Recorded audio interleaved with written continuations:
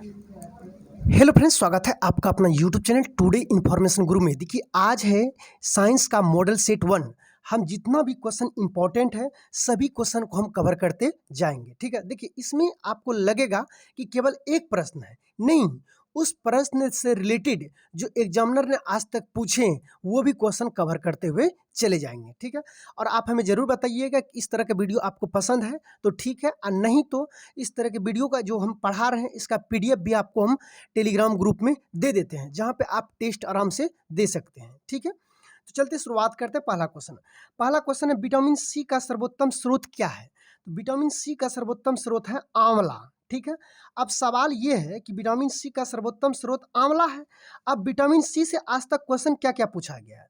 पहला क्वेश्चन पूछा गया जो इंपॉर्टेंट है, विटामिन सी की कमी से कौन सा रोग होता है? तो विटामिन सी की कमी से स्कर्वी रोग होता है। देखिए, स्कर्वी रोग कहने का मतलब मसूड़े से जो खून निकलता है ना, वो विटामिन सी की कमी से होता है। ठीक है, तो यदि स्कर्वी रोग हो गया है तो आपके मसूड़े से क्या निकलने लगेंगे? खून निकलने लगेंगे।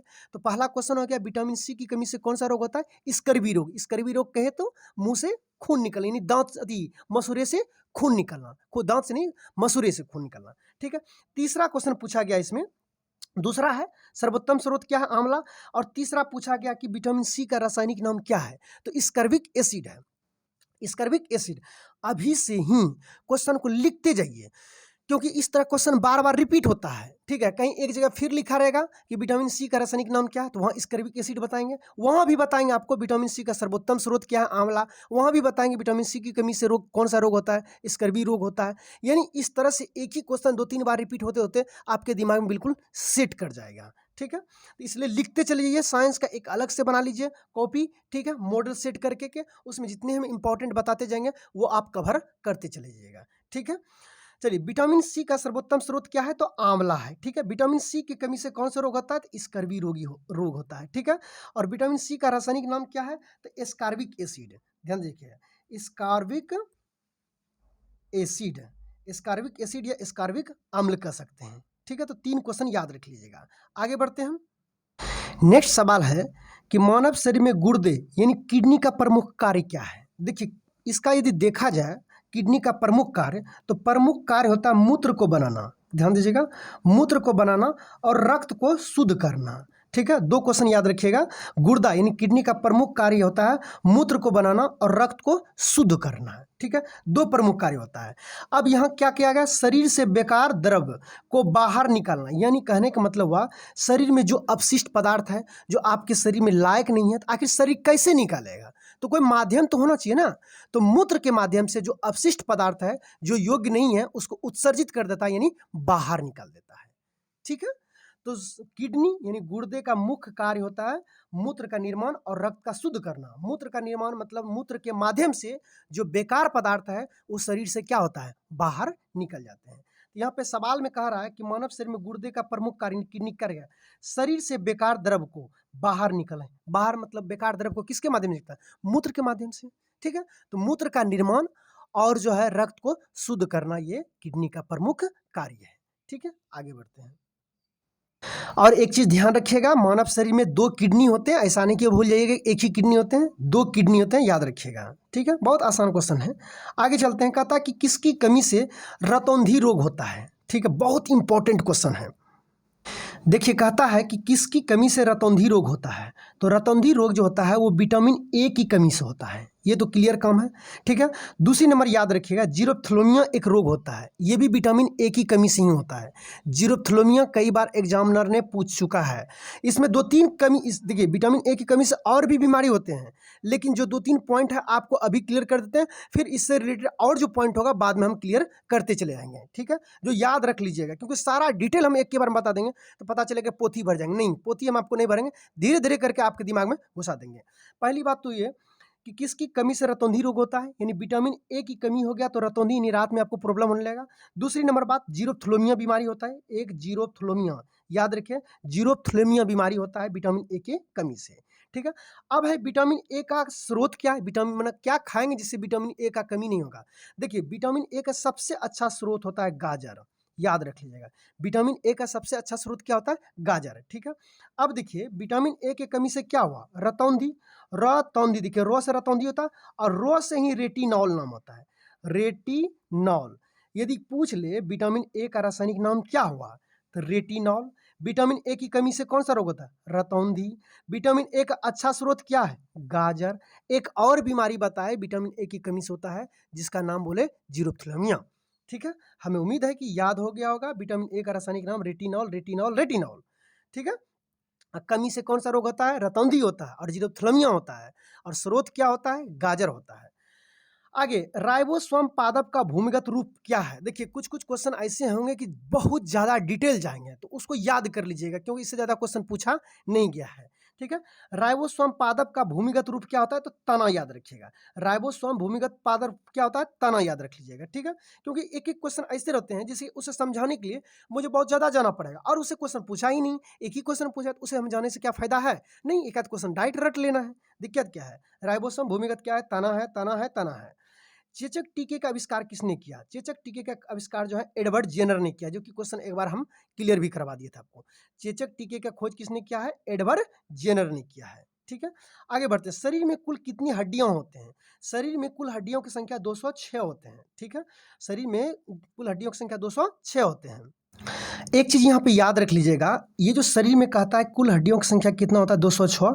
यहाँ पे एक सवाल और आता है नवजात शिशु को लेकर के। ठीक है, नवजात शिशु में हड्डियों की संख्या कितना होता है? नवजात मतलब समझते हैं, नया जन्मा हुआ, इसका यानी जन्म से 28 दिन तक जो होता है वो नवजात कहलाता है। ठीक है, उस नवजात में जो होता है हड्डियों की संख्या 300 होता है, यानी 300 प्लस भी होते हैं, कहीं कहीं 305 या 306 भी दिए रहते हैं। तो ऑप्शन के हिसाब से आप देख लीजिएगा, कहीं कहीं 300 ही दिए रहते हैं। ठीक है, तो जनरली आप याद रख लीजिएगा नवजात शिशुओं में संख्या कितना होता है? 300 होते हैं। ठीक है, अब ऑप्शन में देखिए एक दो हड्डी आगे पीछे रहते हैं, कोई ऑथेंटिक नहीं देखे, क्योंकि दो तीन जगह सवाल इसको हम देखे हैं, कहीं कहीं ऑप्शन में 306 दिया हुआ था, 305 दिया हुआ था, 300 दिया हुआ था। तो जनरली आप याद रख लीजिएगा नवजात शिशु में हड्डियों की संख्या 300 होते हैं। ऑप्शन में यदि 300 नहीं है, 300 से कुछ प्लस दिया हुआ, 300 से नीचे नहीं होता, ये ध्यान रख लीजिएगा, लेकिन इस तरह का ऑप्शन नहीं होता है। ठीक है, तो आप कन्फ्यूजन नहीं कीजिएगा इसमें। नवजात शिशु में हड्डियों की संख्या कितना होता है? 300। ठीक है, एक जगह हम एग्जाम में देखे थे कि 305 भी हड्डी लिए थे, तो कोई इससे कन्फ्यूजन लेने की जरूरत नहीं है। हाँ, इतना जरूर रखिएगा कि 206 नहीं होता है। 206 जो है एक सामान्य जो शरीर होता है इसमें 206 होते हैं, लेकिन नवजात में जो होता है वो 300 हड्डी होते हैं। ठीक है, आगे बढ़ते हैं। आगे बढ़ते हम, तो याद रख लीजिएगा कि सामान्यतः यदि पूछ ले कि शरीर में कितने हड्डी होते हैं, तो 206 हड्डी होते हैं, और नवजात लगा दे तो 300 हड्डी होते हैं। ऑप्शन में 300 नहीं है, तो 300 से प्लस जो दिया हुआ है वही आंसर होगा, लेकिन सामान्यतः हम देखें 300 ही ऑप्शन में रहता है। एक जगह क्वेश्चन में 305 दिया हुआ था, इसलिए कन्फ्यूजन करने की कोई जरूरत नहीं है। सामान्यतः याद रखिएगा, सामान्यतः कितने होते हैं? 206 होते हैं। ठीक है, और नवजात में कितने होते हैं? 300 हड्डी होते हैं, याद रख लीजिएगा। ठीक है, आगे बढ़ते हैं। आगे कहता है कि शरीर की सबसे लंबी हड्डी कौन सा होता है? देखिए सबसे लंबी हड्डी होता है जांग के पास होता है। ठीक है, जांग वाला जो हड्डी होता है ना, वो सबसे लंबी होता है, जिसका नाम होता है फीमर। ठीक है, तो सबसे बड़ी लंबी हड्डी कौन सा है? फीमर, यानी जांग वाला। आगे बढ़ते हैं। आगे कहता है सबसे मजबूत हड्डी कौन सा होता है? जबड़ा। देखते हैं ना, कहता है जबड़ा इसका कितना मजबूत है, किसी को एकदम निगल चिबा लेता है। ठीक है, तो जबड़ा वाला हड्डी जो होता है सबसे मजबूत होता है। आगे बढ़ते हैं, तो सबसे मजबूत हड्डी कहाँ पाया जाता है? तो जबड़ा वाला, याद रखिएगा। ठीक है, जबड़ा जो मुंह के पास, मुंह में रहता है, नीचे जो दांत वाला देखते हैं, इस तरह एकदम जबड़ा मजबूत रहता है, वही होता है हड्डी। ठीक है, तो सबसे मजबूत होता है जबड़ा वाला, और सबसे लंबी हड्डी होता है फीमर, यानी जांग का। ठीक है, यहाँ पे एक सवाल और उठ सकता है, और याद एक चीज रख लीजिएगा कि सबसे मुलायम हड्डी जो होता है वो कान का होता है। ठीक है, आगे बढ़ते हैं। आगे कहता है कि 1 मिनट में कितने बार धड़कते हैं? देखिए हृदय 1 मिनट में कितने बार धड़कते हैं? तो हृदय 1 मिनट में 72 बार धड़कते हैं। कितने बार धड़कते हैं? 72 बार। 1 मिनट में कितने बार धड़कते हैं? 72 बार। आगे चलते हैं। खून का रंग लाल होता है, खून का रंग जो लाल होता है वो किसके कारण होता है? तो खून का रंग जो लाल होता है वो हीमोग्लोबिन के कारण होता है। किसके कारण होता है? हीमोग्लोबिन। अब इसमें समझिएगा, देखिए हीम और प्लस ग्लोबिन, ये ग्लोबिन क्या होता है? लोह युक्त प्रोटीन होता है। ग्लोबिन क्या है? प्रोटीन होता है। और हीम ये जो रंजक है, इसी रंजक के कारण हीम, इसको जब तोड़िएगा हीम प्लस ग्लोबिन, ग्लोबिन ये प्रोटीन है, लोह युक्त प्रोटीन है, और हीम रंजक है, इसी कारण जो है खून का रंग क्या होता है? लाल होता है। ठीक है, आगे चलते हैं। आगे देखिए इसमें पूछा गया कि हीमोग्लोबिन यौगिक है प्रोटीन का। यौगिक मतलब किससे मिल करके बना हुआ है, ठीक है। हीमोग्लोबिन यौगिक है, यानी यौगिक किसका है, प्रोटीन का। चूंकि ग्लोबिन अब प्लस हीम से मिल करके बना है, हीम अब प्लस ग्लोबिन, ग्लोबिन क्या है, प्रोटीन है, लोह युक्त प्रोटीन है, ठीक है। तो वही पूछ रहा है हीमोग्लोबिन यौगिक है, किसका यौगिक है, प्रोटीन के यौगिक है। आगे बढ़ते हैं, कहता लाल रक्त कणिका का जीवन काल कितना होता है। तो लाल रक्त कणिका का जीवन काल 20 से 120 दिन होते हैं। तो इसमें केवल 120 दिन दिए है, तो उससे कन्फ्यूजन नहीं कीजिएगा। कहीं कहीं सवाल में आपको एग्जामिनर लिखे रहते हैं 20 से लेकर के 120 दिन तक है, ठीक है। तो यहाँ डायरेक्ट लिखा हुआ है 120 दिन, तो इससे कन्फ्यूजन नहीं कीजिएगा। आपसे यदि हम सवाल पूछेंगे बताइए लाल रक्त कणिका का जीवन काल कितना होता है, तो आप बोल सकते हैं मुझे कि सर 20 से लेकर के 120 दिन तक, या फिर सीधा बोल सकते हैं सर 120 दिन तक, कोई कन्फ्यूजन नहीं है, ठीक है। आगे बढ़ते हैं, और आप WBC का भी जीवन काल याद रख लीजिएगा, ज़्यादा अच्छा रहेगा। WBC का जीवन काल होता है 2 से लेकर के 4 दिन होता है। 2 से 4 दिन पूछ लेंगे तो WBC का जीवन काल कितना होता है, 2 से 4 दिन। और RBC का जीवन काल यानी लाल रक्त कणिका RBC का जीवन काल तो 20 से 120 दिन तक है, ठीक है। आगे बढ़ते हैं, देखिए आगे सवाल है कि रुधिर को थक्का जमने में कौन सा सहायक होता है। तो आपको पता होगा कि विटामिन जो है, विटामिन के होते हैं जो रुधिर को थक्का जमने में मदद करते हैं। यहाँ पे 2 सवाल होते हैं, ठीक है। एक क्लियर कर देते हैं दोनों सवाल को हम। इसमें एक सवाल पूछता है कि जैसे रुधिर का थक्का जमने में मदद कौन करता है, विटामिन के, और विटामिन के का रासायनिक नाम पूछता है, ठीक है। तो विटामिन के को फिल कीजिए। फिल मतलब होता है भरना, भरना मतलब क्या होता है, जमना, ठीक है। तो विटामिन क्या कर रहा है, विटामिन के का क्या काम है, जमाना यानी फिल करना। यानी याद रखने के लिए आपको बता दिए, इसका नाम होता है फिलोक्विनोन, ठीक है। फिलोक्विनोन, ठीक है, क्विनोन, फिलोक्विनोन, या फिर कहीं फाइलोक्विनोन भी लिखा रहता है, तो कन्फ्यूजन नहीं कीजिएगा, ठीक है। विटामिन के का रासायनिक नाम क्या है, फिलोक्विनोन या फाइलोक्विनोन, वही चीज़ रहता है, इससे कन्फ्यूजन करने की जरूरत नहीं है, ठीक है। और वैसे भी के से क्विनोन यानी विटामिन के का रासायनिक नाम पूछ ले तो उसी से रिलेटेड नाम याद रख लीजिएगा, दिमाग में याद हो जाएगा, ठीक है।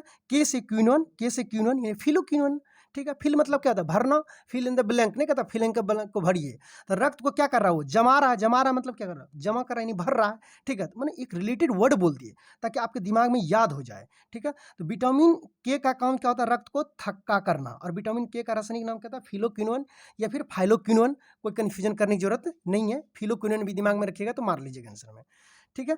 आगे कहता है रक्त का तरल भाग क्या कहलाता है। देखिए रक्त का 2 भाग होता है, ध्यान रखिएगा, रक्त का 2 भाग होता है, जिसमें से एक भाग होता है प्लाज्मा और दूसरा भाग होता है रुधानु, ठीक है। एक भाग होता है प्लाज्मा और दूसरा भाग क्या होता है, रुधानु। यहाँ पे हम क्लियर कर देना चाहते हैं जो इंपॉर्टेंट इससे क्वेश्चन पूछा गया है, ठीक है।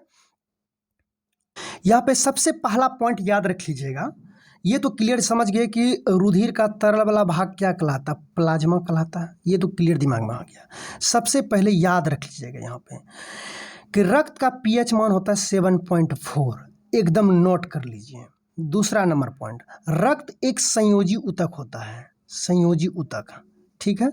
रक्त क्या होता है, संयोजी ऊतक होता है। कभी क्वेश्चन पूछ ले कि रक्त क्या होता है, एक संयोजी ऊतक। रक्त हमेशा नहीं बहता है, संयोग से बहने लगता है, ये भी दिमाग में रखिएगा, ठीक है। अब रक्त का 2 भाग आपको बताएं, एक होता है प्लाज्मा और दूसरा होता है आपका रुधानु। रुधानु मतलब ब्लड कार्पल्स, ठीक है। अब देखिए तो इसमें से 2 भाग में से प्लाज्मा जो होता है, मान लीजिए ये रक्त है, ब्लड है, मान लीजिए ब्लड लिए, ठीक है। इसमें प्लाज्मा जो होता है, प्लाज्मा का हिस्सा लगभग समझ लिए कि 60% के आसपास रहता है। कहीं का ऑप्शन में बुक में 55% दिए रहते हैं, कहीं कहीं 60% दे देते हैं, और कहीं कहीं 55 से लेकर के 60% रेंज में दिए जाते हैं। इसलिए कन्फ्यूजन करने की कोई ज़रूरत नहीं है, ठीक है। तो आप इसे याद रख सकते हैं कि 60% यानी मान लीजिए ब्लड लिए, इसमें से 60% क्या रहता है, प्लाज्मा रहता है।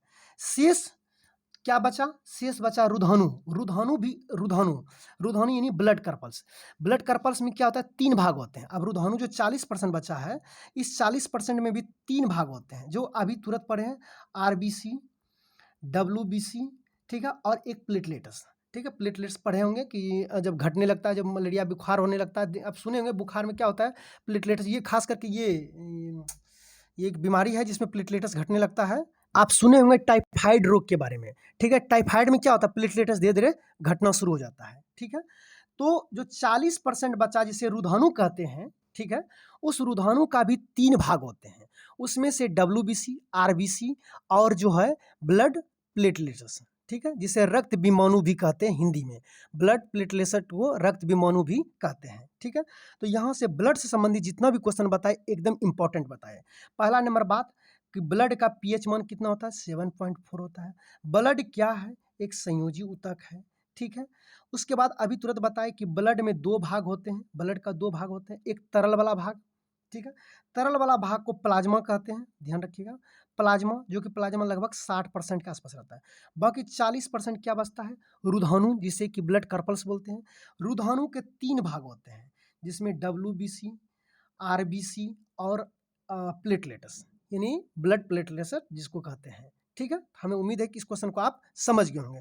और भी ब्लड के बारे में बहुत ज़्यादा डिटेल नहीं जाएंगे, जो इंपॉर्टेंट थे वो हम आपको बता दिए, इतना याद रख लीजिएगा। फिर जब याद हो जाएगा तो फिर जो ब्लड से क्वेश्चन और पूछा गया है वो आगे जाके क्लियर कर देंगे। एक चीज़ और हम क्लियर कर देना चाहते हैं कि ब्लड में अभी देखें कि 60% क्या पाया जाता है, प्लाज्मा। अब जब प्लाज्मा को आप बाहर कीजिएगा तो प्लाज्मा में 90% पानी पाया जाता है। पूछ लेगा कि केवल प्लाज्मा में कितना परसेंट पानी, यानी कहने का मतलब ये 60% आप इससे अलग कर लीजिएगा, ठीक है। अब मान लीजिए कि ये ब्लड है, इससे 60% अलग करके यहाँ कर दीजिए, 60% है, इससे काट लिया आप, ठीक है। इस 60% में से अधिकतर पानी ही रहता है। इसमें कितना परसेंट पानी रहता है, देखिए प्रतिशत पढ़िएगा ना तो जो भी बचता है वो 100% ही माना जाता है। इसमें 90% पानी पाया जाता है, ध्यान रखिएगा, जो कि एग्जामिनर ने कई बार एग्जाम में पूछ चुका है कि प्लाज्मा का कितना प्रतिशत पानी है, तो प्लाज्मा का 90% पानी है, ठीक है। आगे चलते हैं। आगे कहता है कि रक्त समूह में सर्वदाता और सर्वग्राही, यूनिवर्सल एक्सेप्टर और यूनिवर्सल डोनर, यानी देने वाला, ठीक है। सर्वग्राही और सर्वदाता, सर्वदाता का मतलब सबको दे सकता है, सर्वग्राही का मतलब सबसे ले सकता है, ठीक है। तो दो ही ब्लड होते हैं, ओ जो होते हैं, ध्यान रखिएगा, ब्लड ओ ये सर्वदाता होते हैं, ठीक है। और ए बी जो ब्लड होते हैं वो सर्वग्राही होते हैं, यानी सबसे ब्लड क्या कर सकते हैं, ले सकते हैं, ठीक है। आगे बढ़ते हैं। वैसे ब्लड ग्रुप 4 प्रकार के होते हैं, ध्यान रखिएगा। ब्लड जो होते हैं ग्रुप कितने प्रकार के होते हैं, 4 प्रकार के होते हैं, ठीक है। ए, बी, ओ और ए बी, ठीक है। 4 प्रकार के ब्लड ग्रुप होते हैं, ठीक है। उसमें से कह रहा है कि कौन सा रक्त समूह जो है सर्वदाता और सर्वग्राही होते हैं। तो सर्वग्राही जो होते हैं वो होते हैं ए बी सबसे ले सकता है लेकिन दे नहीं सकता है, ठीक है। ओ, अब देने का कोई कंडीशन और होता है, लेकिन सबसे ये ले सकता है। और ओ सर्वदाता होता है, सबको दे सकता है ब्लड, कोई दिक्कत नहीं है। आगे बढ़ते हैं। का पित्त का स्रवित होता है, पित्त निकलता कहाँ से, ध्यान दीजिएगा, पित्त निकलता कहाँ से, यानी पित्त स्रवित कहाँ से होता है, तो पित्त निकलता है यकृत से। और जमा कहाँ होता है, तो पित्ताशय में। क्वेश्चन कई बार एग्जामिनर ने पूछा है कि पित्त जमा कहाँ से होता है, लेकिन निकलता तो यकृत से, यकृत बना देता है, वहाँ से निकल रहा है, आखिर वो जमा कहाँ होगा, तो जमा होता है पित्ताशय में। ये भी क्वेश्चन पूछा गया है, ठीक है।